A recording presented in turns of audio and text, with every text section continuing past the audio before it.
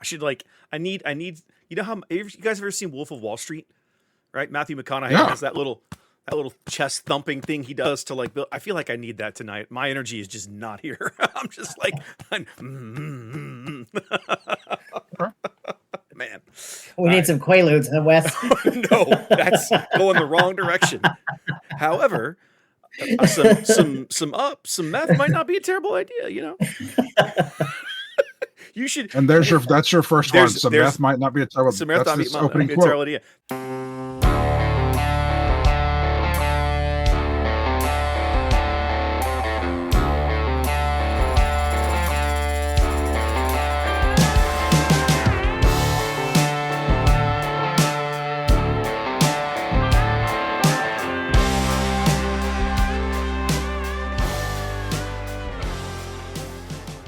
All right, welcome back, ladies and gentlemen, boys and girls, gamers of all ages. It's episode 13, lucky 13, of the On the Button podcast.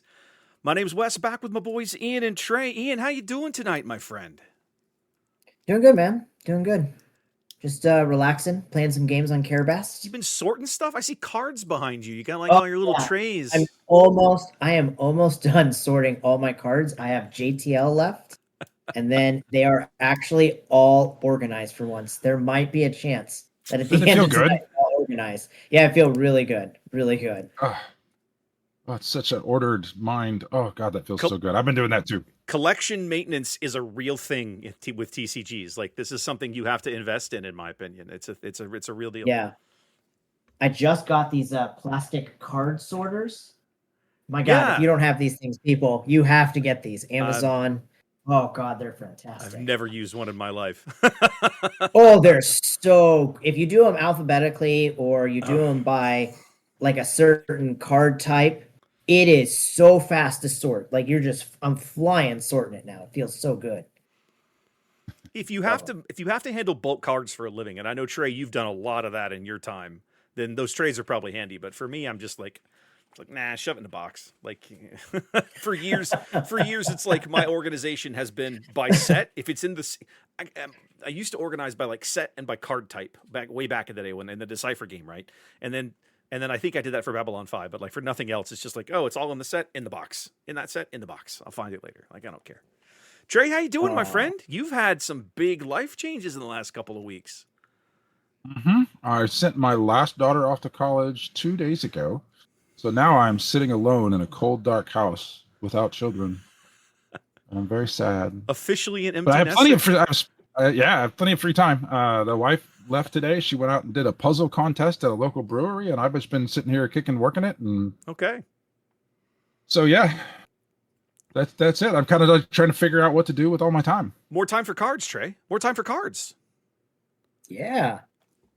It's always very far to drive to play cards. Yeah, I have plenty of time to play cards, but most of that's sucked up with driving far away. That's true. When you come to our side of town, it's a bit of a hike for you, but you've got 2 stores over there now, and that new place, you're shaking your head like that's not going to be a thing. I thought they were supporting it.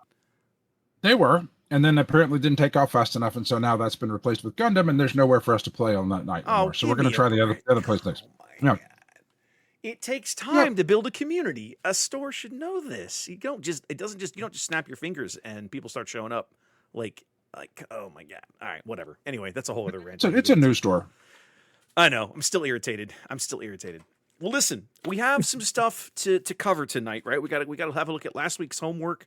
I want to revisit the conversation we had last time about Legends of the Force Yellow, because now having drafted the set, I want to talk a little more about that. And then they announced SQ sector qualifier dates and regional championship dates just a couple days ago. We can talk through that real quick, talk about some of the prizing. And then you guys are having some thoughts. You guys are working on some decks and have some things you want to talk about. So let's go back to homework. Now, when last we left, everyone, intrepid listeners, Trey had gone on an epically long rant about in his opinion, the piss poor design of yellow events in Legends of the Force, and had basically told us, you guys, here's your homework, redesign one or more of the following 3 cards. And the 3 cards you gave us, Trey, were Psychometry, 3 Lessons, and Force Illusion. Now I'm going to straight up Right. cop to this right now. I didn't do my homework. Part of that was because I kept looking at these cards, and other than 3 lessons, I personally don't think the other 2 are all that bad. Now, I'm sure there's lots of people out there that are rolling their eyes and telling me I'm an idiot, and that's fine. But like for what they do and thematically how they work, for me, I was like, I don't know what I would do any different for these. My problem with then I was like, okay, well, what do I do with 3 lessons? My problem with 3 lessons was I don't even know where this card comes from. This is where my struggle as a designer, if I was to be a card designer for a living, thank God I'm not. But if I was, I would have a very straightforward time, in my opinion, designing objects, right? Ships and units. Let's just call them units in this game, right? Designing a unit would be very intuitive for me, but designing an event would be like, because it's so open and nebulous and open-ended, I wouldn't even know where to go. So did you design yellow in this set? No, I did not. Because that's what it looks like when I look at the cards. I feel like that attitude. You designed Lothcat very well, Wes, but your Okay. events look like somebody went. It was I can tell you as somebody who did the homework. I was going to say, but Ian it did do the was homework, so jump in here and talk about it. It was much harder to do than the units we had done in the Mhm. past. The units were super easy because you could think about like what that set does and what you want it to do. So I had to go, I went and I looked up. I went super nerdy, right? So I looked up psychometry, and I remembered it from the Jedi Survivor game I played. Yes. And basically he touches an object and he gets a memory. So what I thought of when I redesigned the card was I changed its cost from 1 to 2 because it's a search card, right? You go searching for a trait from the graveyard. From the discard pile, right? Card? You search Yeah. hang on. No, you search your deck for something out of a Or trait something that's in your. from a trait is out in of your your- discard pile. You're matching a trait that's in your discard Yeah. pile, but you're still searching the top 5 of your deck. See So I how intuitive understand, this like- card is as printed? Yeah. So I understand what they were doing, right? Because like you touch something dead and it gives you, Yeah. you see the little force vision in it. Yeah, like that's what would happen in yeah, the like video insight. game. You see like a little force vision. Exactly. So I thought about it and I was like, but that's like unplayable, right? Like there are so many better search cards. You can literally play like Owen Lars. You get restore and a dead guy for a card to search for. So there are so many better search cards throughout the game that it's kind of unplayable. So I totally redesigned the whole thing. I made it cost 2 instead of 1. Take control of non-enemy unit upgrade and exhaust that unit. So my thought is you have to make the card playable. So technically you're touching something, I guess. You may not be getting a memory, but it makes it playable, especially in that set with all the non-unique upgrades, right? So like I could steal a corrupted saber and exhaust a unit. Okay. I thought it would make it more playable. I think because it was a rare, I thought that would be okay to do. Thoughts? All right. So you need to change the wording a little bit. You have take control of an enemy non-unique upgrade, but you don't actually move it. So you can control upgrades that are on your opponent's characters, and it still helps their characters. So you would want to like do the double blue Hondo thing where you take control of an upgrade and then move it to another unit. Yeah, Move okay. it to a unit you Yeah, control. my wording's not great. It's just a templating thing. We know what you're going Yeah, for. it's a templating thing. We know exactly what you're Exhaust trying. unit? So, I mean, Um, that makes it a playable card, right? Especially in like a sealed or draft version of this set. I like the I think it does. So here's my thing. I like the effect, but I don't think it works for this particular card thematically for me. I'm a theme guy. That's how I look at almost everything, right? If Oh you yeah, can it totally nail- breaks the if- theme. Yeah, if you can nail the theme of a card for me, even if the functionality is kind of garbage or it's not useful, I'll still look at a card and go, yeah, but it makes sense for what we're talking about. To me, that's where the original version of psychometry is. For what you're describing, the vision I have in my head is that scene from Empire where Vader sticks his hand out and force levitates the blaster out of Han's hand, right? So that's Yeah, something like Okay. that. so to me, I like where you're going with the take control, use spot whatever the word, if you control a force unit, steal an opponent's upgrade, right, non-unique upgrade, and relocate it to one of your units. But to me, that would be like a, I don't know. I think we had a card like this in the old Decipher game. It was literally called like Force Levitate or something like that. So it's a There you cool go. force. I created a card that already Yeah. existed. Well, it's a cool force power, but So I then don't just think rename it. doesn't- Yeah, I don't think it would be like, yeah, it wouldn't be psychometry, not to me. I do think you would want to add a use the force to this because the 2 seems I a like little that. cheap for this, but No, I like 3 is that. just too expensive. So I think 2 and use the force would be a good one. The other Okay. thing I'll point out, going back to your conversation about the original being unplayable, I disagree with you that the card that we have now is unplayable, because in the confines of just playing this in limited, the trait you're most likely to look at is obviously force. But that is not, because it doesn't specify the trait, you get to choose what trait. Imagine a world, Ian, where you took that yellow card and you put it in your Tarkin deck. And you could now fish Imperials out of your deck. Any Imperial. That's I a know trait. exactly what it's meant to do. That's a trait, but it doesn't make the card playable. The card, that whole style of card is it needs to be. They have a whole slew of cards that are look at the top few cards of your deck and take something of a particular trait. This one is kind of the wild card, asterisks to take whatever you want. But Like those almost never see play anywhere. Like that whole slew of cards is just poorly designed. It needs to be higher. Maybe you draw it. Go ahead, Ian. To Wes's point, though, like there already is that card. Like when I play my Tarkin deck, I'm playing vehicles, right? Prepare to take off is a better one. I get to pull 2. I get 2. Exactly. Not 1, 2. So that's what I mean by search cards is there's so many better ones in the set. Just especially if you're playing outside the set. It might be playable draft or limited, but as soon as you go out of there, the card's completely out. Isn't it a rare? It is a rare. Yeah, it is a rare. I'm inclined to agree. I'm missing one. I'm inclined to and agree I'm not going searching for it. Yeah, I'm inclined to agree with that assessment of it. My point is simply that it's very, very open-ended. Now, to Trey's point, which is that we seem to get 1 or 2 of these, 1-ish on average in a set, and they're of dubious value. There, I agree. Go back and look at set 1, right? Set 1, we had a couple of these. You had Recruit in green, which for 1 says, search the top 5 cards of your deck and take a unit into your hand. Why would I play this card? I don't understand the value of this card. Prepare for Takeoff, because I'm taking a 1-cost event and replacing it with a unit. Prepare for Takeoff, however, is a 2-for-1. I'm spending 2, I'm playing my event, and I'm getting 2 vehicles out of my deck. That, in my mind, is a very good card. Now, my hand size is growing. I'm giving myself more options. So the problem that I have with most of these search cards, and I think, Trey, this is probably where you were going, is they're like, most of them are like 1-for-1 replacements. If it's an event, if it's a unit, like a unit like Mon Mothma, I put Mon Mothma on the board, and she says, go search your deck for a unit. I'm like replacing the unit that I just played with another one in my hand. I like that functionality. But the idea of I'm going to play an event and search for a unit has never felt good to me in Unlimited, because why would I play that card when I could just put another unit in my deck? No, they're just and everything you said is correct.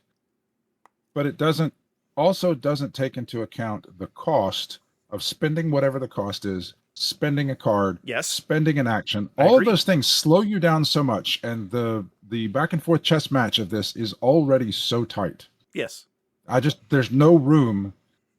These cards have to be super powerful to be worth all of that cost, because the economy of actions and the way that you spend your actions and all of the things that go into spending those actions and resources fit into trying to play this game, just trying to win, even in a casual match. Like the whether you claim or whether you take that last action is always a huge decision. So where on earth do you have time to play this card, play a crappier unit this turn because you played the 2-drop card, so you're playing a 2-cost less unit in a 50-card deck that has a curve of a certain sort? Like there's just no place in the structure of the game and the way the game actually plays out where these find a home, and this is a crappy one of those. I can't argue against that assessment, and I think it goes back to something that we've kind of danced around. We've never explicitly said, which is that it feels like there are times, and you may have actually said this explicitly, but it feels like there are times that the designers don't fully appreciate that the action of playing the card is a cost of the card itself. right?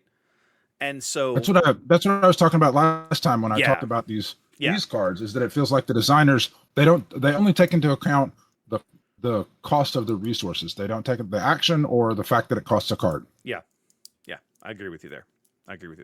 All right, so that's a long talk about psychometry homework, Ian. But you have more. You had also done some work on three lessons. You worked on too. 3 lessons. So I didn't change the card much now that I look what I wrote. So the card is pay 2 and then pay the cost, and you get these 3 things. So It's I now think what a is better it? play. It gets a shield and experience and hidden. Is that right? Shield experience, and it gains hidden. Hidden. For the phase. Okay. Okay. So I think if you just made it cost 1 and use so you make it cost 1, on that 1 cost, you get 1 of the 3. If you use the force, you get all 3. That seems playable. Ooh, I like that. I like so that a lot. You can play it for 1 and give a guy an experience token or a shield token, or give him hidden for the face. Or if you use the force and pay the 1, you get all 3. I really like playable this. card. So now, my question with that is does it move it from a common card to a rare in SWU universe because of how much better it plays? Probably it would for me, but I like where you're going. I will always like cards like the double aspect cards out of set 1, right? That give you the option to choose from a menu, because those anytime that I get tactical flexibility and more options out of a card, I always automatically like, yes, this is cool. I like this. When I first went to redesign it, I'll add that I had it at 3 costs, and I had on the list exhaust a unit or defeat an upgrade, because that's very cunning in the format. And again, lots of good options there. Yeah, so I kind of like that too. So okay, all right, Trey. So the only change that I would probably make to this is, I think, giving a unit hidden that is already on the board and your opponent gets to take an action before you can play this card. I think that's of extremely limited value. So what I would say, I would change this to pay 1, play a unit, pay its cost, and then give it one of these, or give it all 3 if you spend the resource. So you there you go. Playing the dude. Yeah. That immediately makes it rare, because it would go in lots of decks. Yeah, and again, the flexibility of it is really nice, because you can give it a shield. Or if you want, you can just go ham and give it all the crazy. I like this a lot. I really like this. This is cool. Maybe it costs 2. I think cost 2, play a unit and give it 1, or all 3 of these would. It already costs 2 for this effect. To me, the 1 cost for 1 effect is great, and then if you use the force, now I get all 3. That's what he's saying here. I like that. I think that's in the nice game flavor. mechanics. Using the force is like, based on their cards and how they design them, I feel it's equal to 1 cost using the force. The way that it works in the game, right? Use turret. You attack turret, use the force, they cuts you back a little bit. Yeah. They get weaker. That's essentially like costing 1 resource. So I just saw it as the force being the second resource when I designed it. I love this card. I think I would play test it between 1 and 2. Would you play it? It makes it playable. I would play this card. I would play this card. And I like it, again, I keep almost every time I look at events now, I look at them through the lens of possibly comboing it with Barasophi. And what I like about this is you can't get the full effect with her for free, because you use her force token to get the discount on the event, but as soon as I do that, I can't use the force token for the triple. So if I'm going to use this with her, I have to pay the cost and then use the token, right? There's other events that work like that with her as well, but I really like that about this one. Okay. Nice. Then I feel like I did a decent job. I would play with this card. I would absolutely play with this card. I like this one. That was really fun. I've been really enjoying this. Yeah, good. I'm glad you were able to do this because I suck at it. Go ahead. All right, pick a fight, Wes. Here we go. Okay, why is yellow good? Because it's not. All right. So last time we had a big long talk about yellow in limited, yellow specific, just the cunning aspect in general in this set. And since then, I had the opportunity to draft Legends of the Force twice. Now, almost all of the conversations that we had were based around, at least for me, looking at it through a limited card pool of sealed, right? We talked about how there are fewer yellow neutral units available in Legends of the Force than basically any other aspect. Every other aspect, red, green, and blue, even black and white, have more units in just the plain aspects than yellow does. Yellow is just, for whatever reason, just chock full of events. With that said, and so in sealed, I feel like everything we said last week is still really valid. There's a lot of junk in there that you should just avoid, like the plague. However, I drafted this set twice now, and the second one was particularly interesting to me because I forget what my leaders were, but I ended up very quickly determining I was going to play Hero Blue. I had Ahsoka, and I was like, okay, I'm going to end up playing Ahsoka. I think my first pack had an heirloom lightsaber in it, and it was like, okay, easy, draft that, move on. But as we were passing cards around this pod, this is the first pack. We got about 5, maybe 4 to 5 cards in. The pack comes to me, and there's a Qui-Gon in this pack. Legendary, yellow, white, Qui-Gon. And I had noticed that nobody was really drafting Hero Yellow. And at that point, I was like, okay, I'm in. So I started drafting Hero Yellow. I was the only person in the pod that drafted Hero Yellow. There are a lot of really good cards in Hero Yellow. Jedi Sentinel is very good. I had 3 N1 Starfighters. I had 2 of the Youngling Padawans. I had all kinds of great stuff out. I had a Depa Billaba, right? There's really good cards in there.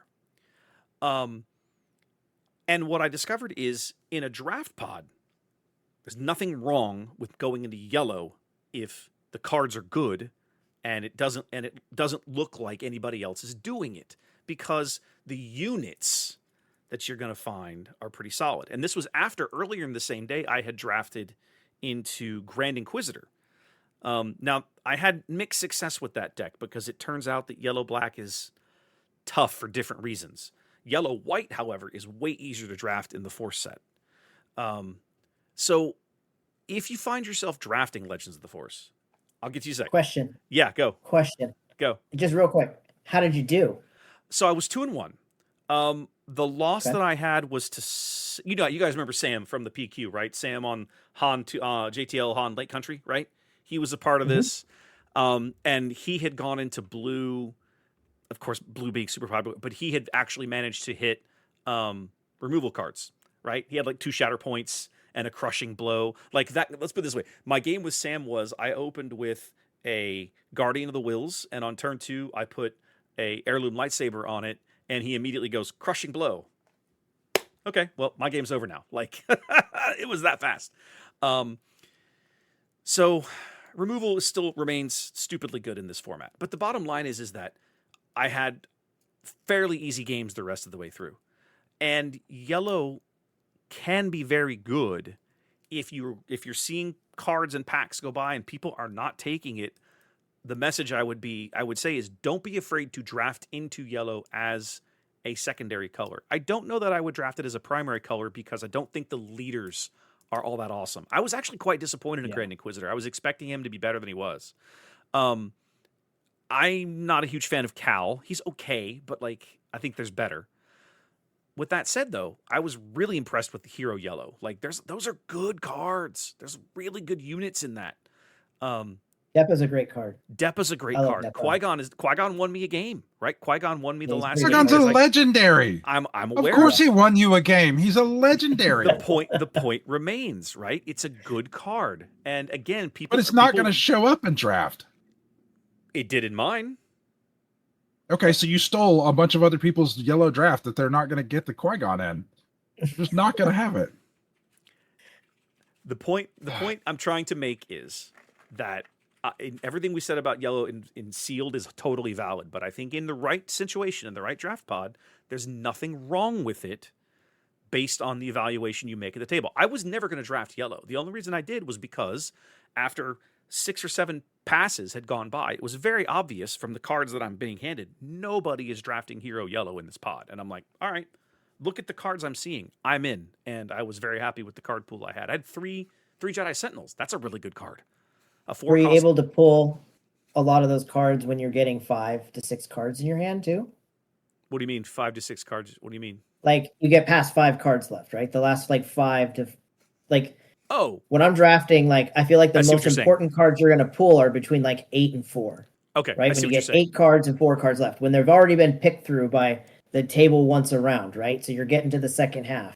The short Were you answer still is pulling them then? the short answer is yes, because people were still not Okay. drafting it, and so at the end of the pack, I would get handed whatever garbage was left, and it a lot of times, sometimes at least, it lined up decently enough. So Okay. the units are what I'm All right. talking about. I still agree with Trey that the yellow events are kind of bleh, so I won't argue that point. That he's right there.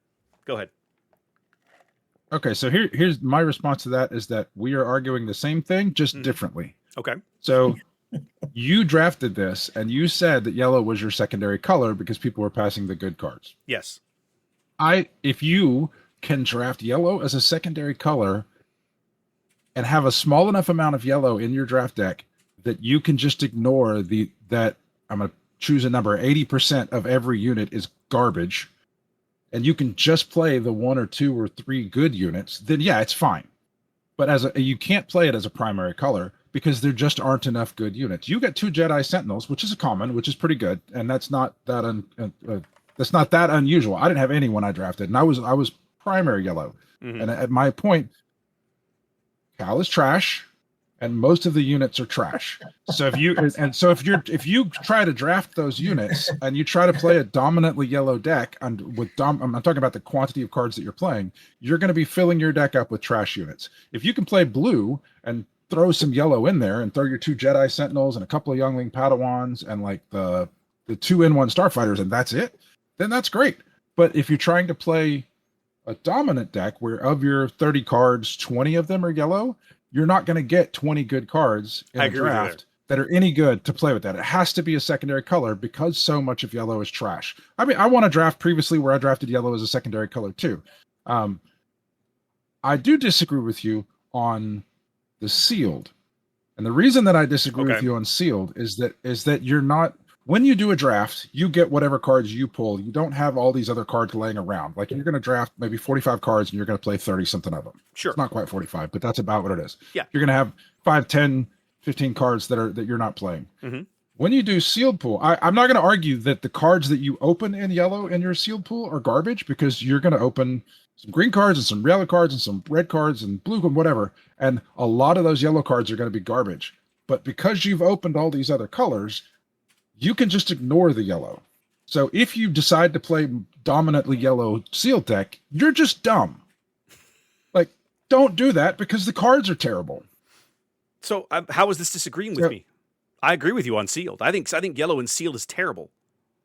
Well, you're just saying like the way that I understood what you were saying is that yellow and sealed is terrible because like you if you play yellow and sealed, you're going to lose basically is what you're saying. So I'm disagreeing that I'm saying that in the beginning, you just wouldn't play yellow and sealed because it's so bad. Well, like nobody should choose to play a dominant yellow deck. And my justification for that position is simply that you have a smaller unit pool to choose from than any other color. So you are automatically disadvantaging yourself.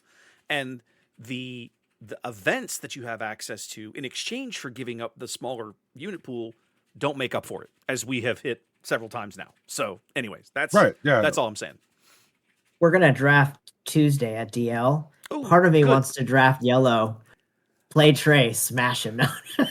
Again, I come back to, and this is to me, this is just all about being able to read the pool while you're drafting, right? And I feel like going into it as a secondary color is not a bad idea. But I think calling it primary, like a primary secondary, I would not want to play a yellow leader, right? I don't think Grand Inquisitor is very good. I don't think Cal is very good. You pretty much can't play Qui-Gon because unless you draw the showcase, good luck. What's the other yellow villain one? Barriss. Maybe, but I mean, I wouldn't do it. I wouldn't do it. So then I would There's not enough good events. I would avoid yellow leaders in general as much as possible. And then if you end up getting past enough good yellow cards that you can move into it as a secondary color, hey, you do you, buddy. But like but in sealed, you're going to get the yellow pool of cards you're going to open every single time in sealed is going to look terrible. Just period. Yeah, so you're not going to play it. You're not going to want to play it. Trust me, you're not going to want to. You're going to look for any reason not to play those cards. Right. Yeah. Okay. Anyways, I wanted to hit that up because I think in draft I have a different opinion of the color. So, anyhow. No, we have the same opinion. Again, same opinion. There are like 3 good cards, so you can play those 3 good cards and nothing else. If you try to play the other 18 or whatever cards there are, because yellow is your primary color, you're going to lose horribly. I mean, if you're drafting and you get Qui-Gon, Depa, a couple Jedi Sentinels, some of those youngling Padawans, and some N1 Starfighters, you should be drafting that color. They're letting good go. I agree. That's 7 when I cards. don't find a you good need 23 card, other cards. I mean, this is how I do draft. If I can't find a card I really love, I look left, I look right, wherever it's going, and I take the best card that's in there. Like what I think is the best card left. Yeah. No, so there are times that I'm just going to pull a Jedi Padawan out because there's garbage for me because it's a decent card. Yeah. So I can't believe people were passing you that. First of all, that's crazy. Well, I couldn't believe the Qui-Gon got to me. I was like, why didn't somebody take this? And then I was like, well, A, I need the card. Man. Like I didn't even own one. And B, it was like, well, it's a hero card. I'm probably going to play Ahsoka. Sure.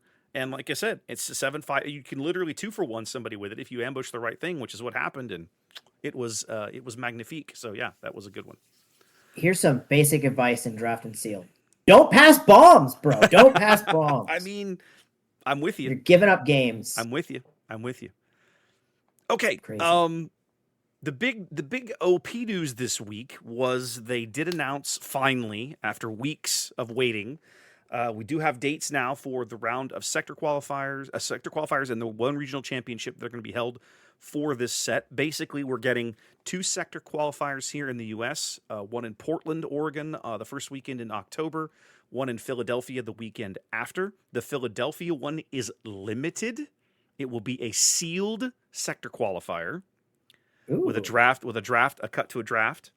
And then in Europe, they're running a regional championship in Spain that same weekend as Philadelphia, the second weekend in October. And then a sector qualifier in Munich, the very, very last weekend of the set, right before pre-releases for Secrets of Power hit. Now, I've actually got the dates wrong. I'm realizing I put these dates in here because what they've done and they haven't actually fully clarified all of this, but what is really happening is the regionals are a now 3-day event. Sectors are a 2-day event. So what they're doing is Portland and Munich are regular premier constructed. Philadelphia is limited, i.e. sealed into draft, like we're doing in Dallas in a few weeks for our PQ here. And then the regional has both. What they're doing, as I understand it, is Friday will be a limited qualifier, and if you move on to day 2, that'll be on Saturday, and then Saturday, Sunday, they're going to run a constructed one the way we're used to seeing it done. So the regionals are now 3-day events, which is going to be a big weekend. I'm sure I can learn it, but I don't know what any of this crap is. I don't know what's a regional versus a sector versus. I don't. Okay. So just name it normal stuff. So it just you have to just look at the point table, right? Like if you're really gonna play competitively and you want to try to win some of these tournaments, you got to look at the tables. So the table for the regional qualifier or regional championship, I don't even know the acronyms. They award different points, yeah. Earn you more points when you go into Vegas, right? It's all about you have to get 100 points. If you don't win an event, it's more difficult to get 100 points. I believe all the top, is it 32 get 100 points or is it 16 get 100 points? Hang on a minute. You're asking hard questions. I don't remember. I think it's top 64 at a regional. Okay. Let's see. Then you want to go to the object is to get 100 points, Trey, so that you make the tournament in Vegas. Because it's not an open this time. You got to get 100 points. So the little chart tells you how you can get 100 points. If you win a PQ, the winner of a PQ gets 100 points. Winning in. If I have to reference a chart to understand which tournaments are a certain thing, your stuff is too complicated. Just name it common things and people can understand. Yeah. I mean, obviously, for the people that are really into this and like that's what they do and this is their lifestyle, yeah, it all makes sense. But like, I don't spend that much time looking at the higher levels of what tournaments are coming up and it's not intuitive. How about that? It's not at all intuitive. So you have to sit down and learn it. And I'm not going to do that. Are you going to try to cast any of these? So Yes, because they're going with Star City, and you got good contacts there. yeah, I've reached out to them and asked. So Portland, I can't do, right? Portland, I've already committed to doing a PQ in Lubbock that day, and those are the guys that reached out and invited me to their store. So I'm not going to leave them hanging.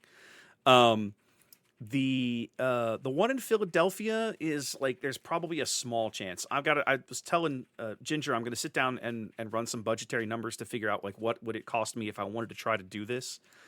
But I'm considering just passing the whole thing altogether. The one reason I want if Philadelphia was a regular constructed PQ, I wouldn't even bother. The only reason I'm interested in it is because it's limited.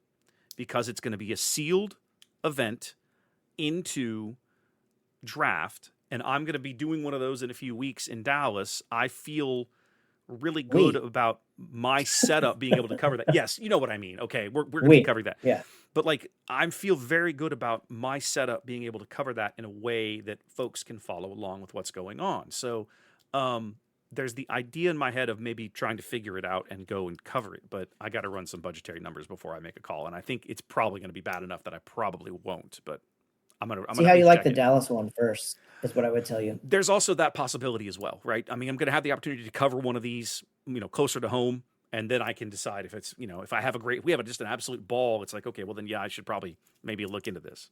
To answer, what I don't like it go that they give us like they give us like 6 weeks notice. Like, is that even 6 weeks? It's barely 6 weeks. I already had plans for Portland. Like, I won't even be watching coverage. Nothing. I'll be with my man Trey. We're gonna go see an A&M game. I'm sure Trey will have like 5 beers, and I'll have like 3 and be totally hammered. So it's gonna be awesome. Who are they playing at Cal Field that weekend? That is Mississippi State. Okay, all right then. So it'll be a Mississippi State coming to Cal Field. It's an SEC game, but they're like the worst team in the SEC, so we should just thoroughly trounce them. Which means they are going to come into our house and embarrass us, Trey, because that's how the Aggies play. Not under Mike Elko, sir. That's not how it is. Uh-huh. Okay, sure, whatever. Whatever helps you sleep at night, buddy. I am an Aggie. I'm excited. I'm This will be my first.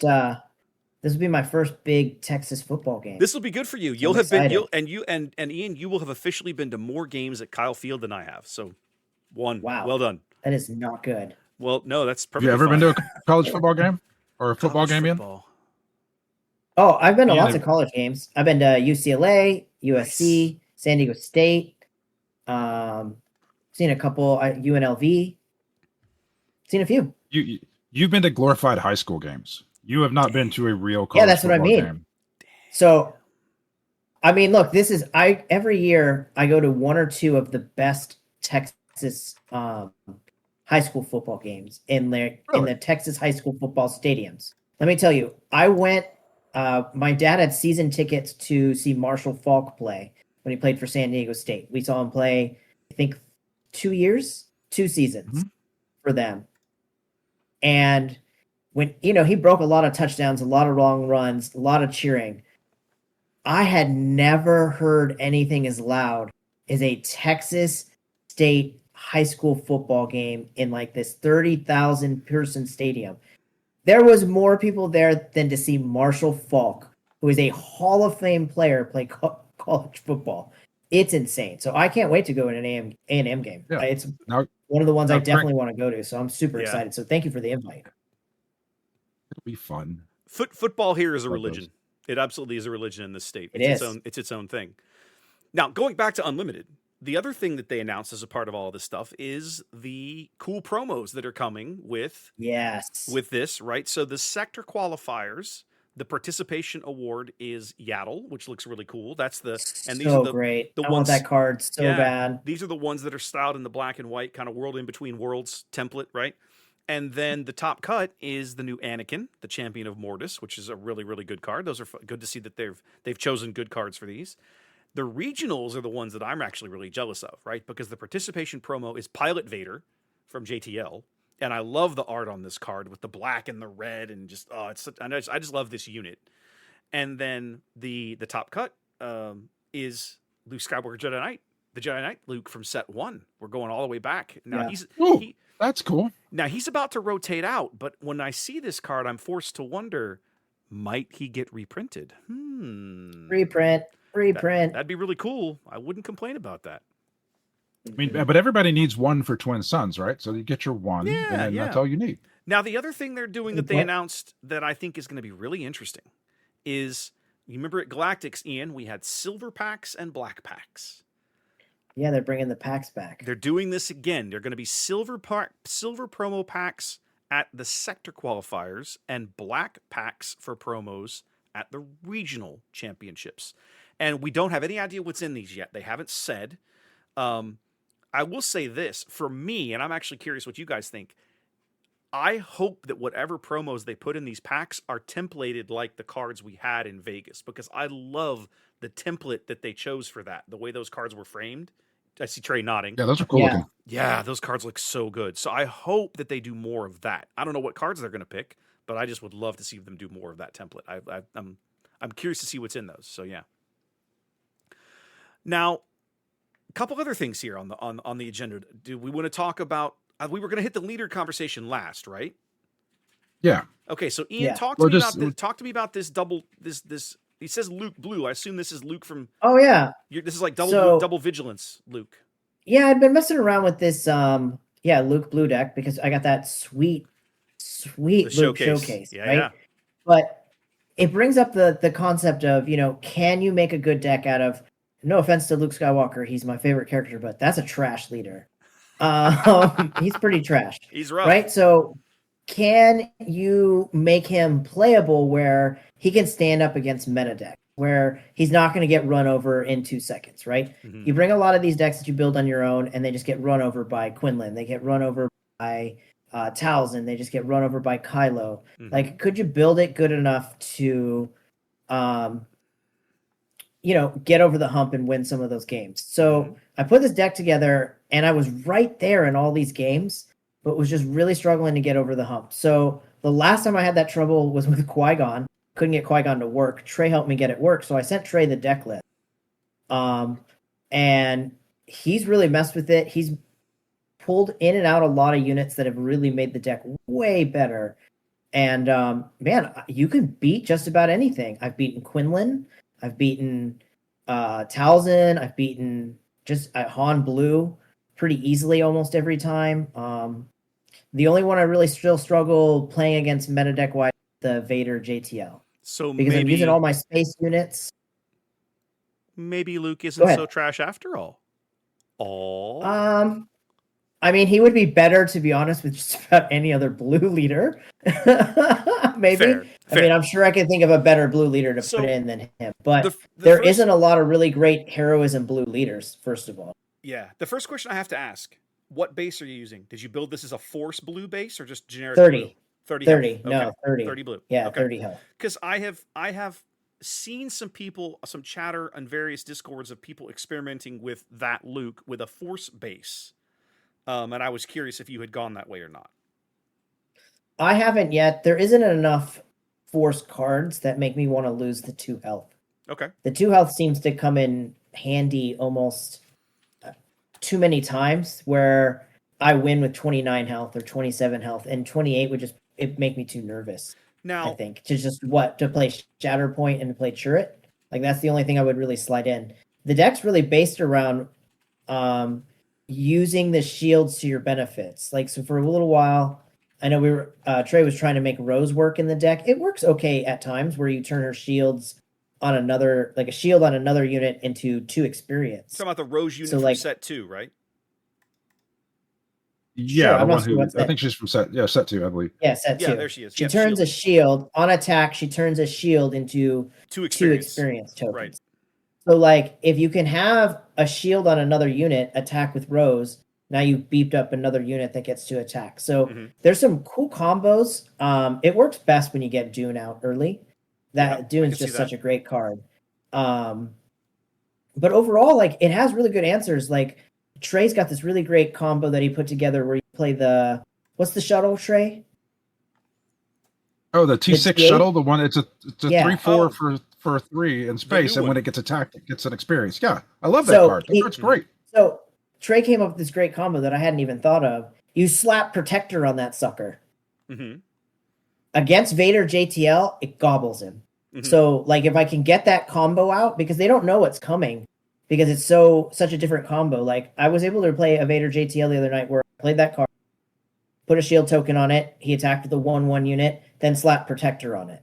So like now all his little 1/1 units have to run into it, and it just gets beefier and beefier and beefier. It was really sweet. The other card you should look at if you're worried about dealing with the TIE Factory, go into set 3 and have a look at an event called Disruptive Burst, which for Yeah, three, the minus That's one. the one that minus, minus one's everything, right? yeah. So you Yeah. can It's pretty narrow against them, though. It's more of a sideboard card. Well, I would agree it's a Yeah. sideboard card, but if you're going to sideboard for Vader in double blue, I feel like that's not a bad way to go.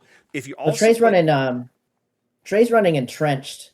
I'm running 2 entrenched and Entrenched 2 is not bad. perilous position. I could see it. I'm running 2 perilous position, 2 entrenched, trying to figure out which one works a little better. Now, Entrenched works pretty fantastic. Like when you slap somebody's, like, especially when they flip a leader onto something. mhm. That's what it's for. Sucker up. Are you playing Equalize? Which one is that one? 3 cost, double Double blue. blue? And if you Yeah. basically, it just says give a unit -2/-2, and if you control fewer units than they do, give another unit -2/-2. So it's a good way to just combat swarm tactics in general. Well, the one thing the one thing I'll say about the deck, at least, we'll put a link into the description for everybody. Yeah, But I'm curious. the one thing I really like about it is it fits my playstyle. It plays pretty aggro for a blue. Like you're attacking base a lot, and you can Sure. race somewhat. At least that's how I play it. I don't know how Trey's playing it, but that's kind of how I play it. Okay, Pretty fun. I'm curious to see this list. Rebuilding this deck, it's kind of I've made some changes to it since then, and it's not. I've kind of skewed it away from where it was, but I'll probably roll back and then get a couple of the changes. But this deck has been such an interesting thing for me to work on, because it is really, to me, for me and my deck building experience, it has exposed a weakness in my head in what to do at the 4 resource turn. Because I started off rebuilding this deck and working on this deck, and I looked at these 4 drops look amazing. I've got Hondo, the double blue guy that steals their upgrades. I've got that. I've got Doom. I've got He's really good. What else did I have? I have Doom that makes everybody bigger. I've got Rose that was it's a 2/6 that when you eat her shield, she turns into a 4/8 for 4. Mm-hmm. Like she has all these stuff. You've got Chirrut that is the crazy good Sentinel guy. So like I looked at all these. I even like the new Luke, the white Luke that you play a unique unit and it gets a shield and an experience. I thought that was amazing. So I'm sitting there trying to figure out which of these is the best one, and none of them work. I thought that was fascinating. Well, none of them work because of the way the game flows. Because every 4-drop you have, let me finish this part. Okay. Every 4-drop you have wants you to do something else. Luke wants you to play another unit next turn.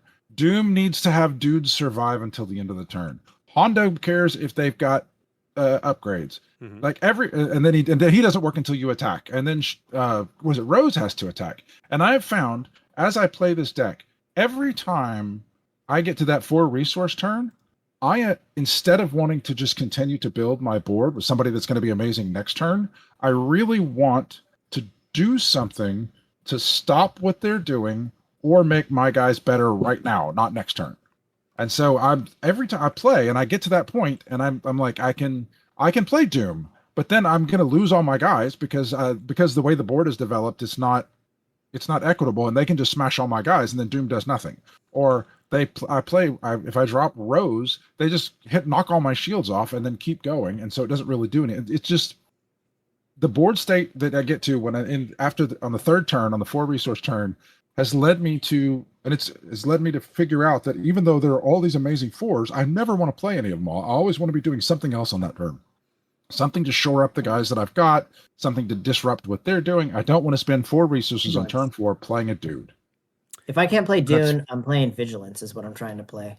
So I'm gonna ask a question. The reason I asked about the 4 space, right, is because the Itinerant Warrior out of this latest set is arguably one of the best 4-drops you could be playing. Right, you're getting a 4/4 shielded, and you're getting the opportunity to heal, depending on if you have a Force token or not. That can be really good, and he's really good. He's good at any point in the game you draw him. That is a good card because it got that quick heal when he hits the board. So that's probably my next step in involving this is I hadn't gone to a force base yet because Try it. I'll look at the force package with Chirrut, with the itinerant warrior, with Shatterpoint. So I might give that one the go next. Give it a go. I'm willing to put a few bucks down that says you'll have a little more success with it. Now, it's interesting to me as a Phasma player that you talk about the 4 resource turn, because I've had to spend an inordinate amount of time wrapping my brain around the 4 resource turn for Phasma for different reasons, because Phasma doesn't have any 4 resource plays at all. There is no 4 costed first order unit in the game. So going into that turn, you have to figure out, am I going to double up? Am I going to play 2 2-drops or a 3-1? Or am I going to just play a 3-drop and just, deal? Maybe I have a timely intervention. Maybe I want to ambush in a 3-drop. Maybe ambush in a Knight of Rin or something. The bottom line is you have to figure out a way for that turn to be useful without putting a full 4-drop on the board, because you just don't have one to get work off of her game text. That is one thing that works with this Luke deck is I can play a 3-drop and then use Luke for 1 to give it a shield. That is a thing that I can do. But it sounds like with Phasma, you don't even have that. You don't. Phasma's just a tap. You don't. And the thing is, what I have learned, right, going into that round, because of course the play that you want to be making with Phasma on the 5 resource turn is dropping the Phasma, ambushing out the Phasma unit and handing out 2 of her little +2/+2 buffs to something. So for me, then, what I want to be doing in that deck is going wide. The 4 resource turn as Phasma is the turn that I want to put down 2 units. Right, I want to put a 3 and a 1 or a couple of 2s on the board. However I get there, whatever combo that works out to be. One of the other things that I've been messing around with is, and you saw some of it, the little cheapy +2/+, the tactical advantage, right? It's a 1-cost green event, give a unit +2/+2. I've mixed a few of those into the deck to mess around with for that turn for the same reason, so that maybe if I don't have a unit, I can at least go, all right, well, I'll play a 3-drop and then buff something else for this one round and get a little more value out of it, maybe keep it on the board, and then keep going. So I've had to work through that. So I feel your pain on 4 resource rounds, believe me. So do you do anything in that deck to try to draw cards so that you're not behind on cards, or do you just you're just down cards going into the 5th resource turn? Ian knows this because he was there at Dragon's Lair about 10 days ago, but I did not have a very good night playing Unlimited, and I was very, very mad. And I pretty much haven't played since. And one of the reasons for that is I'm sorry, bud. That's all right. I keep looking at Phasma like, this deck is so much fun, but it's just not good enough. How do I fix it? It needs card draw, right? I've got to find a way to make that work. And I don't know what it is yet. So I'll keep messing with it. But now, for the record, though, it didn't help Wes that we were playing Trilogy that night. Ugh, what a joke of a format. Which wasn't a format you really loved. Yeah. And I hit you with my Yoda deck unchanged, a Quinlan Tarkentown, Woo's Quinlan Tarkentown. Yeah. And then I hit you with an upgraded Tarkin TDR deck. Yeah. So yeah. it wasn't like you were playing soft decks. You were playing stuff that's, pretty top tier. It was still not enjoyable. So I haven't gone back to that. But it made me the bottom line. My side was. Huh? Piss off. My side was.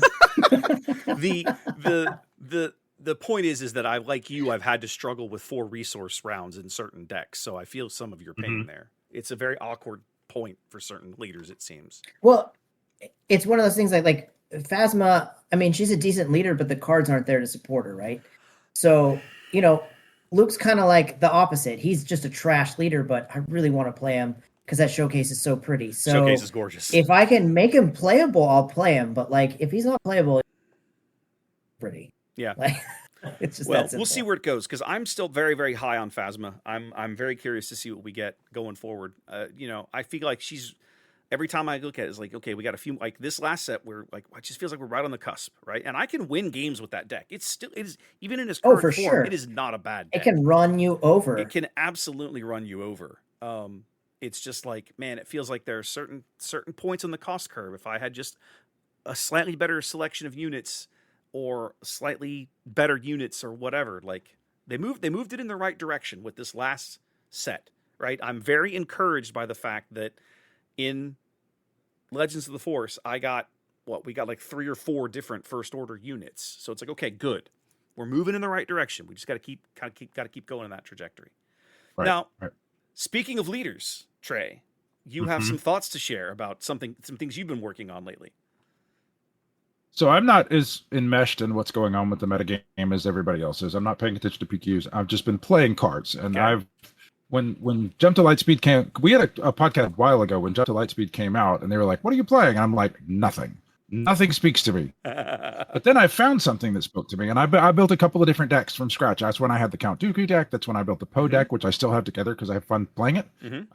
And I found things that spoke to me. So I'm kind of floundering around just trying to play stuff. And so I'll go through and look at leaders, and I kind of go through the way that I build decks just to play the game, to get on Caravast and play the game, as I'll go through and find a leader.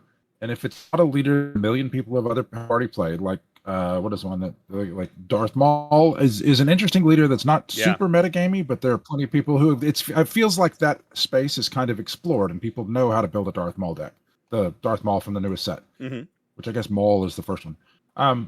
So I haven't put a lot of time into that Darth Maul, but what I will go through, I'll just kind of go through every leader and be like, what does this leader say to me that it wants to do? And then I will build some rudimentary version of that deck. And then I'll play with it a couple of times.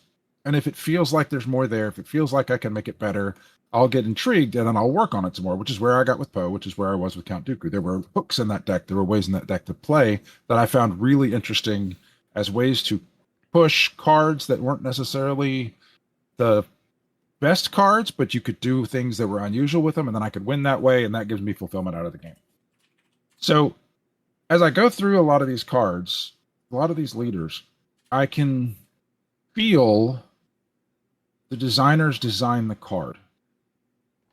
I can feel them, what I see the intent behind what they wanted to do with the card, and then I can feel them tack things onto this card, going, this is too good, we need to add something else, or this is still too good, we need to add something else. Like I can put myself in those shoes and feel them. And things like Morgan Elspeth. Nobody plays Morgan Elspeth because she's hot garbage, but she seems like she should be good because Captain Piet is good, or Admiral Piet, whatever he is. The Piet leader is really good. He's very good. He's not overpowered. He doesn't define the metagame. He's very good. But whoever built Morgan Elspeth, they said, oh, I'm going to build Captain Piet, or I'm going to build Piet. I don't remember if it's Admiral or Captain, as I just said. I'm going to build that guy, but it can't be overpowered. So, like, I can feel them. I think it was in that article where they talked about their lessons about how they built a card and they were so afraid of making it overpowered, added that one last nerf. And that is what makes cards trash. They go from being powerful, playable, maybe busted, but probably not, to unfrickin' playable. And it's just so bad. And it just screamed at me. You read the Morgan Elspeth card, and you're like, this seems like it would be pretty good. But in practice, it was so bad because there's so many different stipulations around her. Like the one that got me, the one that I felt I could feel the last nerf on. I'm getting angry talking about this because I want to make the deck, but I play the deck one time and I'm like, oh, I see why this is, like, not just that this is trash, but why this is trash. So Morgan Elspeth, if you don't know, Morgan Elspeth says you tap her. She doesn't cost 1, which is great. I hate those. That's what makes Luke trash, is that he costs 1, so you're playing under curve every time to give a guy a shield, and so a 1-cost unit with a shield is just worse usually than a 2-cost unit. So that's why Luke doesn't see a lot of play, because you have to spend that anyway. So Morgan Elspeth, basically she wants to play units cheaper if they share keywords. So if you have an Overwhelm guy on the table, you can use Morgan Elspeth to play a 4-cost Overwhelm guy for 3, for example. And that's a difficult stipulation, because you can't build a deck that is all Overwhelm or all Guardian or Sentinel, not Guardian. Yeah. You can't build that. So you're already navigating this tricky, like, my leader is, I'm staring at 3 4-drops in my hand, or 2 4-drops in my hand, and my leader is telling me which one to play, not the game is telling me which one to play. So I'm not necessarily, I want to play this 4-drop for 3, but I'm playing it, even though I'd rather play the other one. So, like, that's already the tricky part. That is enough. Like, that makes her interesting, but not overpowered. But if you read the card, they added a bit to it. You cannot use her until you attack with the unit. So her action on the front side, on the landscape side, is choose a friendly unit that attacked this phase. Play a unit from your hand that shares a keyword with a chosen unit. It costs one I less. forgot about this. Oh, her flip Yeah. side's You have to have worse. attacked. It's so much worse, and it was totally unnecessary. Without that, it has to have attack. So you can't just you can't play your guy first. Yeah. You have to attack with it, and then it has to live. And so you could just like just that, it was a hidden piece that I didn't see until I sat down and I played with it in Constructed, and I was like, oh, even though I took the initiative and I attacked with the guy, they just attacked back, kill my guy, and she's blank. She does nothing. And so it's just infuriating to sit and mesh myself in a game. Like this is kind of my hobby now. These are one of these games where it becomes, that's the lifestyle game is what I call it when I've talked about some other games. Like this is what I do, is I sit and think about this game, and to see FFG have a game of this potential and then hork it up intentionally on 40% of the cards. Like, I'm just so disappointed in what it could have been. Like, it's already great. It's not Destiny, but it's already great. And there's so much stuff to do. But how much better would it have been if they just stopped themselves from making the last nerf, that last little nerf, to make so many cards unplayable.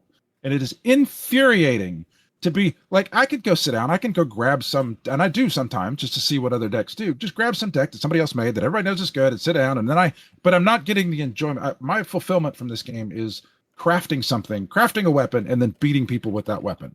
Even if I lose, if I lose in an interesting way and it kind of does what I wanted, I did it with my weapon. And I can take somebody else's weapon and maneuver the cards and I can win. And that's kind of fun, but it's also not nearly as fulfilling as doing it myself. And so for them to just a lot of this game is the exploration. A lot of this type of game is the exploration. They lay out this puzzle in front of you of all these, through 250 pieces they add to the puzzle every time they release a set. And you get to assemble the puzzle to try and solve. And it's the exploration of what cards you like and what themes you like. And to have them just screw up so many of the pieces and dramatically shrink the pile of usable pieces to make your weapon with, to solve your puzzle and explore with, is infuriating. That's what I have to say about it. Okay. I mean, if I was somebody that didn't care and I just grabbed a deck and that was where I got my fulfillment, was just moving cards around and playing the game, I wouldn't care. But as somebody that wants to explore the game, to constantly spend time looking at a card and being like, oh, maybe I can use this, and just have it be a complete waste of time because they consciously made a decision to make it worse and make it unplayable, it just makes me mad. Yeah. It's interesting to hear you kind of phrase it in those terms, right? Like, so many times, how many times we looked at a leader. Leaders are the easy example because they're one of the most visible things in the game. You build decks around them. You look at a leader and you go, oh, this leader would be so much better if we took this little thing out, or we added this, or it cost one less. Grand Inquisitor from set 1 is a perfect example, right? There's absolutely... Oh, he needs to flip on 5. Yes, there's no flaming Just needs reason. to flip on 5. There is no flaming reason on the planet he should be a 6 deploy leader for a 3/6 unit. That's insane. And yet, here we are. So it's like, I sympathize with the sentiment, and it's interesting to hear you put it that way because it's as you look at it through that lens, it's very easy to start going back and identifying cards that got screwed by this mentality, right? Yeah. So here's where I sit with Grand Inquisitor. I will forgive the early sets more than I forgive the late sets. Grand Inquisitor could have been better. There are a bunch of leaders in the first set and the second set that could have been better, but I will also make some allowances because these are human beings that are designing these sets. And the game is new to them when they're designing the cards. It's even newer to them designing the cards than it is for us playing the game when we get the cards. And so, because they're having to forge the path through the forest of how do you do this? How do you make a leader? What determines whether a leader should flip on 6 or 5? And so if it's the first set and you get it wrong, I am much more forgiving of that than the 5th set when you get it wrong and you're still making poor decisions. Well, but I'm not saying those decisions right. I'm just saying I'm forgiving of it. I agree with you. I agree with everything you're saying. My counter argument is by the time they were designing the fifth set, the game still wasn't released. I think it's easy to forget that, the first 7 sets or more were designed in a total vacuum without any actual, like, the wider world playing the game. You had your playtest team of, I'm going to pick a number, 100 people, whatever it is. And that's You're so it. generous. Whatever. I don't know what the number is. It's some Five finite. guys. It's some very small finite number of people compared to the literally thousands of people playing your game now that are going to find ways to do and card combos that your limited little group didn't think of. Okay. And so it's, the fact that, it's the fifth set, but you didn't know any more about the game at large interacting with players when you designed the fifth set as you did when you designed the first, as you did when you designed the seventh or whatever. I remember when the game came out, they were talking about they were working on set 7 or 8. And it's like, okay, great. But that means that the first 2 years of the game are already in the can. And that's it. It is what it is. And we're going to get what we get. And boy, I hope it doesn't suck. And as we've seen, it's a roller coaster. Some of it's really good and some of it's really not. And I hope they're taking the right lessons. But Trey, you remember Destiny. We've been on this roller coaster before, right? You remember how rocky Destiny was, right? Set 1, Awakenings came out, and there were some pretty good cards in there and some pretty good decks. And then everybody was super hyped for the second set, and it was like, what is this? There were so many cards in the second set, and the third set was kind of meh. And it was until we got like 4 or 5 sets in that finally it felt like they had kind of found the right power level and balance for where the game should be. And it was 4 or 5 sets in. Huh? Yes, but they were not designing those that far in advance before. Right. So yeah, I mean, I get it. I still think I'm less forgiving now because even though I totally get what you're saying, and so they don't have the giant data pool when they designed this set, but I do think that they had enough to do better than they did with some of these leaders. Fair criticism. Fair criticism. I think they've definitely struggled with the leaders, but if you look at the new set, there's so many more playable cards than there's been in like the past 2 combined. Well, maybe not JTL. JTL gave you JTL's so a much great space. set. Yeah, the space units alone really spread it out, but way more than Twilight, way more than Shadows. Like, this is kind of dominating.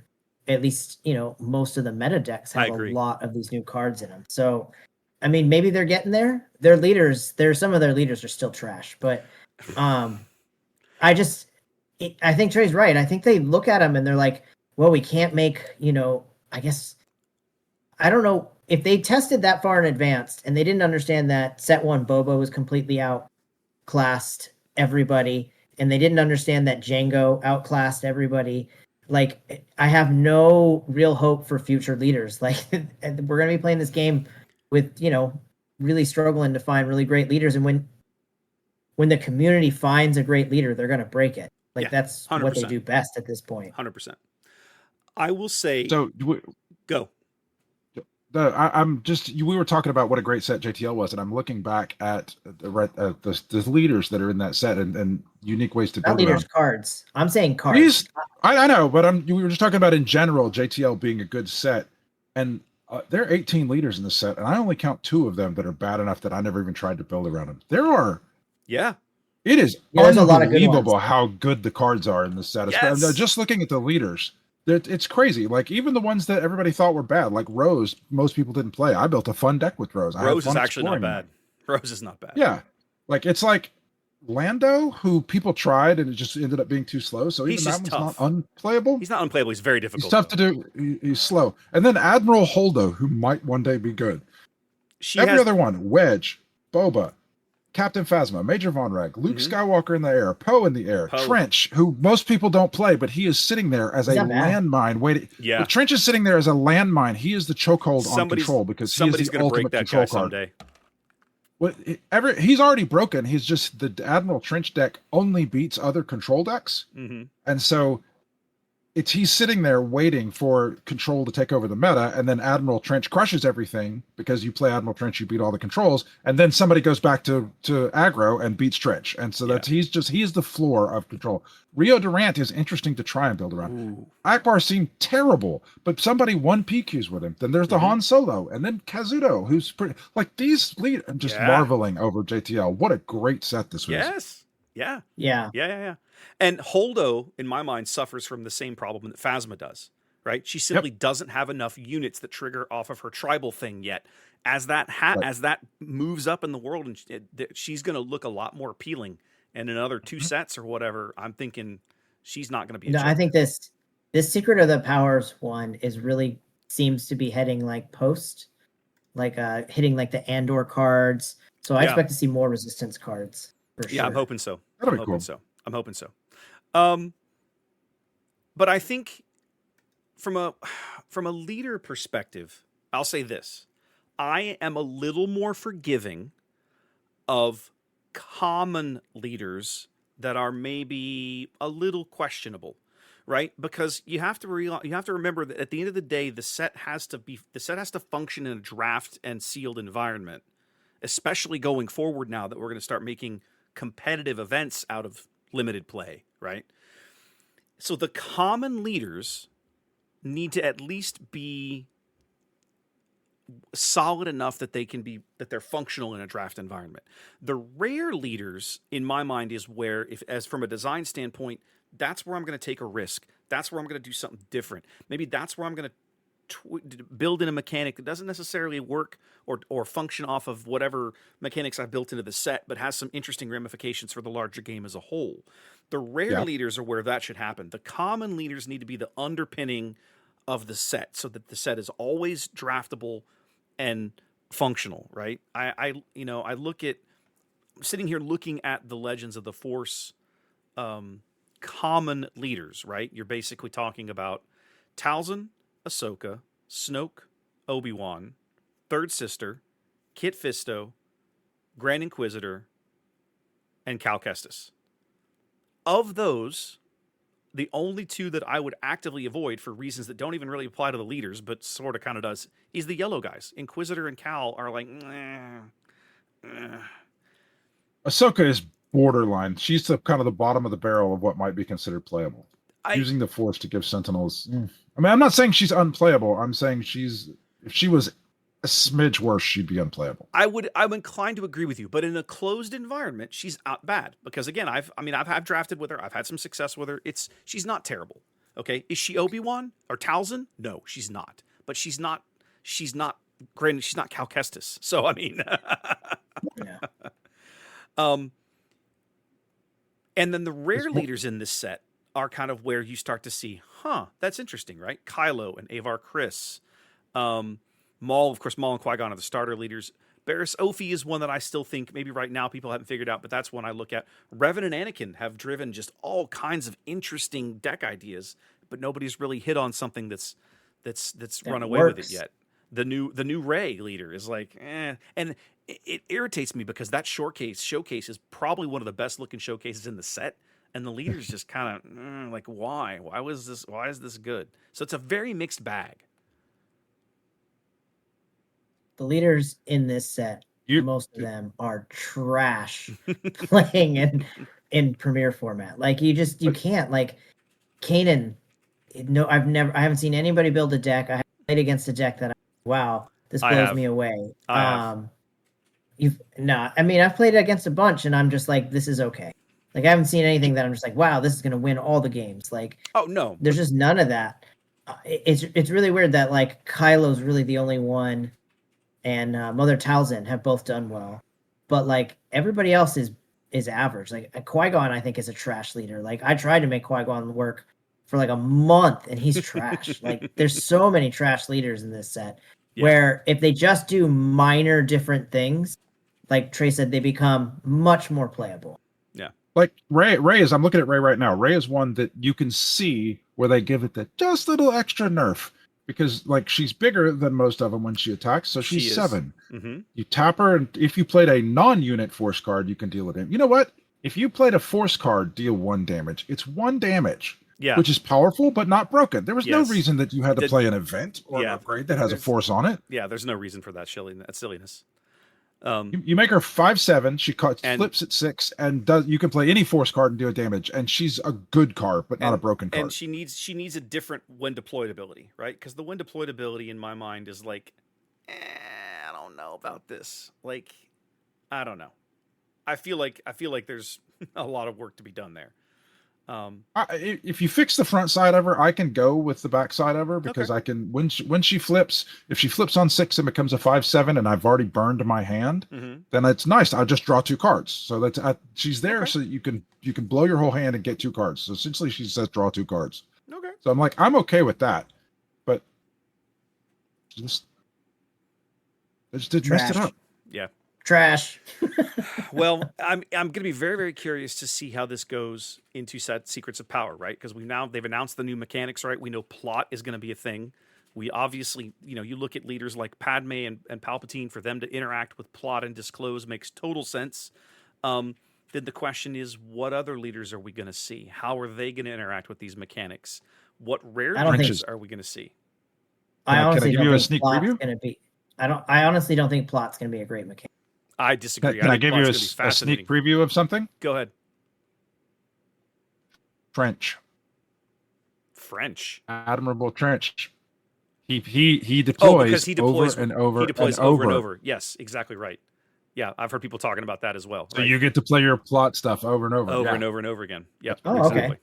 Yeah. I Plot heard- just seems like smuggle on one turn. Like that's It- how I'm kind of seeing it right It now. is, but they've already shown us ways that you can manipulate and play plot cards from the row with other things, right? It's meant to function off your leader deploy, but it doesn't only function off the leader deploy, right?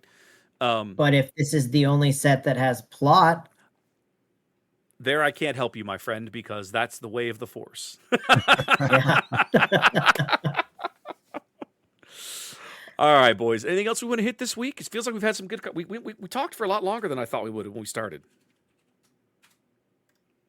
Yeah. Oh, man, it's So like we, really- we always sit down. Sometimes we'll sit down and have a lot listed, and sometimes we'll have a little bit listed. But we always just chatting Yeah, with your no, boys this about was- the game we love. This was So- this was good. This was good. This was good. All right, guys. Well, listen. Thanks for tuning in. I have to do. wait, Go. wait, What? wait. What? Go. Wait, I want to give my plug for how to get back with us. Oh, If you- okay. are you okay with that? No, do the thing. All right. Yeah. So a lot of places a lot of these podcasts will have Patreons, which we don't have. They'll have their own Discord server, which it's not that we don't have a Discord server, it's that we all have our own Discord server. So I run one for the guys here locally in Houston. Wes runs his for his Sea Raptor streaming, and so we all kind of have our own thing.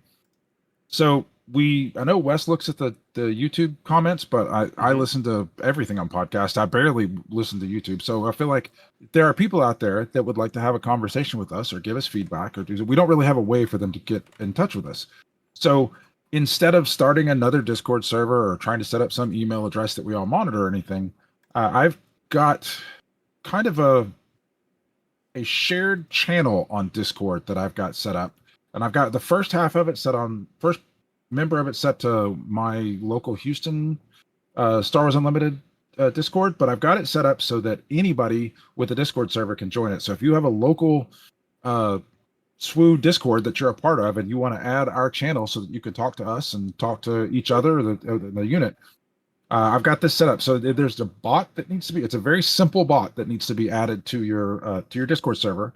And I've got a link. You just go to discord.onthebutton.xyz. So it's not .net or .com or .org or any of those. It's discord.onthebutton.xyz will take you straight to a bot server or a bot for Discord, and you just invite it to your server. You have to add, or if you're not an admin on that, you have that, and then there's instructions on it on how to join the channel, and you just join. You have your admin choose whatever channel is going to be your on the button Discord chat, and they join it to. It's called OTB Pod Chat, and when you read the instructions on how to use this bot, that'll make sense. That you're gonna select a channel to join to, and you're gonna have that channel join to OTB on the button OTB Pod Chat, and when you do that, then you'll be chatting with us on our servers on your local server. Okay. So we'll see if anybody actually does that, but All I got right. it all set up. We'll try and figure it out. You sent me some stuff on this, Trey, but I have not looked or messed with it yet. So I'll do that tomorrow, and we'll see if we Sure. can get it working. Cool. Mhm. In the meantime, I have to give the obligatory plug for the like and subscribe and all the rest of that stuff. But whatever platform you guys listen to us on, thanks for hanging out with us. So appreciate you guys. All right, we good? Hang it up for a spell. Sure. All right, we're going to record another one of these. Okay, we're going to record again right before the Dallas PQ. So that'll be, and we'll have all drafted since then. So we'll do some more talking about limited and draft and everything right before we head into Dallas. So that'll be good. Excellent. Cool. All right, guys. Everybody, y'all take care. We'll see you next time. Peace.